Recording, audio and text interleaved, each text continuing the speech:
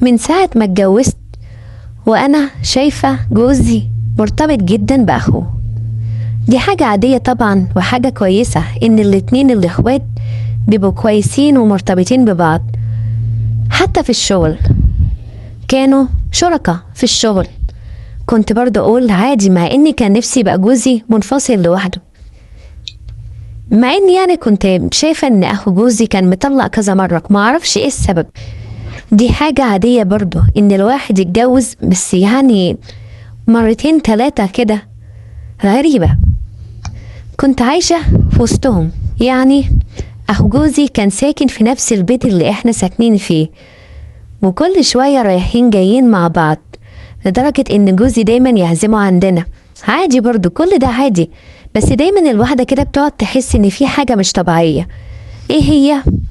مش قادرة أوصل لحاجة. إيه سر ارتباطهم قوي ببعض؟ يعني معقولة الارتباط ده في حاجات كتيرة بقى، نزلين يشتروا حاجة، الشغل مع بعض، الأكل والشرب مع بعض. حتى لو أنا يعني نزلت رحت مشوار أرجع ألاقيهم قاعدين مع بعض بيتفرجوا على التلفزيون، بس يعني مش بالطريقة دي. إيه، ما بيزهقش، ما بيقعدش معايا زي ما بيقعد مع أخوه. ودايما طب أنا رايح لأخويا شوية، أنا هسهر عند أخويا شوية، وأقول عادي. وفي مرة جوزي بيقول لي يعني هو انت ليه ما بتروحيش عند مامتك وكده تقعدي ليك يومين؟ انا سامع ان هي عيانة، كنت بتقول ان هي تعبان. قلت له اه، بس الحمد لله بقت احسن. قال لي يا ستي لو عايزة تروحي ما تشيليش همي في الاكل والشرب، عادي يعني. قلت له والله كتر خيرك، ما فيش حد بصراحة بيعمل كده. قال لي لا يا ستي ده واجب علينا، روحي لو عايزة تقعدي لك يوم او اتنين ما فيش مشكلة. فرحت بصراحة. قلت له خلاص انا هروح عندها 3 ايام كده، لان اختي اللي قاعده معاها عايزه تروح تشوف بيتها وجوزها وهتيجي بعد 3 ايام. قال لي يا ستي خلاص براحتك خالص. كنت مستغربه ان هو كانه عايز يعني يوزعني من البيت، مش عارفه. وفعلا رحت، وبعديها بيوم لقيت نفسي يعني كنت ناسيه شويه حاجات، فقلت خلاص ارجع كده وماما نايمه الصبح على السريع اجيبها. لقيت جوزي بيتصل عليا، كان عادي بيطمن، فبقوله بس كان في شوية حاجات وكده. قال لي يا ستي انا هجيبها لك، خليكي هتتعبي نفسك في المشوار وكده. المهم قعدت، واتصل عليا تاني بالليل وقال لي بقول لك ايه، خلي الحاجات دي بكره وانا هوصلها لك الصبح. يا ريت. حسيت جوزي ان في حاجه مش مظبوطه. بعد ما قلت طيب، لقيت نفسي على بالليل كده على الساعه 9 10 رحت واخده عربيه ورحت رايحه على شقتي، ولسه بفتح بالمفتاح لقيت صوت التلفزيون كان عالي شويه. قلت ايه ده، هو اول مره يعلي صوت التلفزيون كده. المهم دخلت وقفلت ورايا، ببص مفيش حد في الصاله والتلفزيون مفتوح ومفيش اي حد في الصاله. معقوله يعني سابه خرج او سابه ونام؟ قلت خلاص انا هاخد اللي انا هاخده وابقى اشوفه بقى راح فين او كده. ولسه بقرب من اوضه النوم، وسمعت كأن في اصوات جوه في اوضه النوم، كأن واحد مع واحده. بس لا، ده الصوت ده مش واحد مع واحدة، ده واحد مع واحد. والكلام والألفاظ والحاجات اللي أنا بسمعها دي كانت صعبة، زي ما يكون 2 في علاقة مع بعض. بس معقولة ايه الأصوات ده؟ صوت جوزي.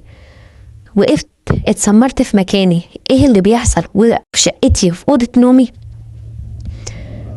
بقيت هتجنن، افتح ولا ما افتحش، افتح الأكرة ولا ما افتحش. قلت لا بقى انا لازم اشوف فيه ايه. وبفتح بالأكرة ولقيت الوضع مش قادرة اقول لكم الوضع كان عامل ازاي. لقيت جوزي واخوه. وقفت اتسمرت في مكاني، وهم كمان زي ما تقولوا كده اتصدموا لما شافوني واقفة قدامهم وهم بالوضع ده.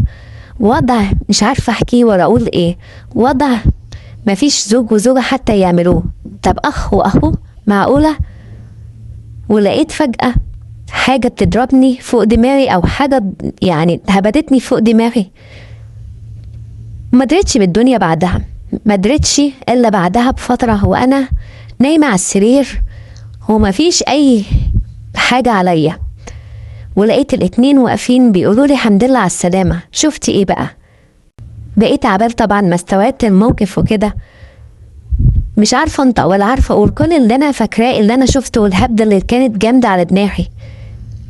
لقيت اخو جوزي طبعا كان في وضع تقريبا كان معايا اكيد.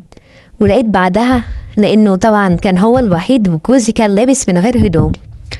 لقيت جوزي فتح التليفون ووراني كده فيديو صغير، قال لي بصي كده الفيديو ده وبعد كده انت تعرفي هتعملي ايه. ببص لقيت جوزي مصورني مع اخوه، هو بيقول لي عشان لو فكرتي تفضحي الدنيا احنا هنفضحك وهقول ان انت كنت بتعملي كده وانا ظبطتك. بقيت مش عارفه اتكلم واقول له انت مجنون، انت ازاي تعمل فيا كده وازاي وايه اللي انتوا بتعملوه. قال لي بصي بلاش كلام كتير، الفيديو ده معايا لو حبيتي تكملي اهلا وسهلا، حبيتي تطلقي الفيديو ده ضمن ليا عشان ما تفتحيش بقك باي حاجه.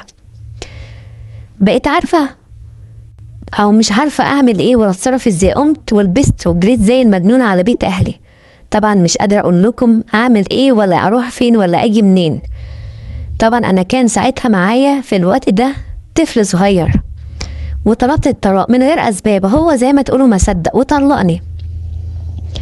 ودورت على شغل وسافرت بره وخدت ابني معايا وفضلت اشتغل لحد ما ابني كبر، وانا نسيت الموضوع ده. وعرفت بعدها ان جوزي توفى واخوه بس هو اللي مسك الشغل، ولا فكرت بقى ان عايزه منه ورث ولا اي حاجه.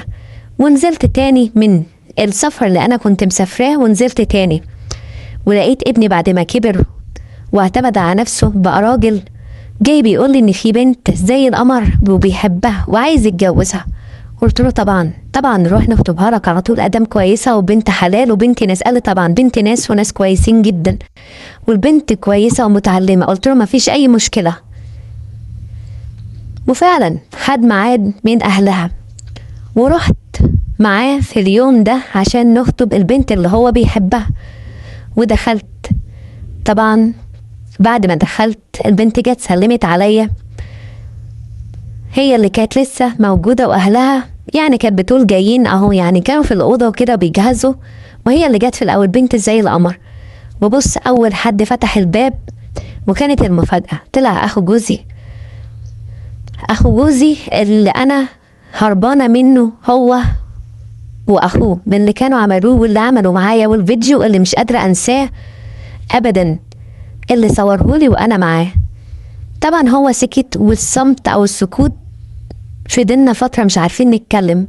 ومراته دخلت طبعا ما تعرفش ولا تفهم أي حاجة، قاعدة ومش قادرة أتكلم ولا قادرة أقول ولا قادرة أعيد، وابني عمال يبصلي عشان أقول أي حاجة، مش قادرة أتكلم، لساني اتشل.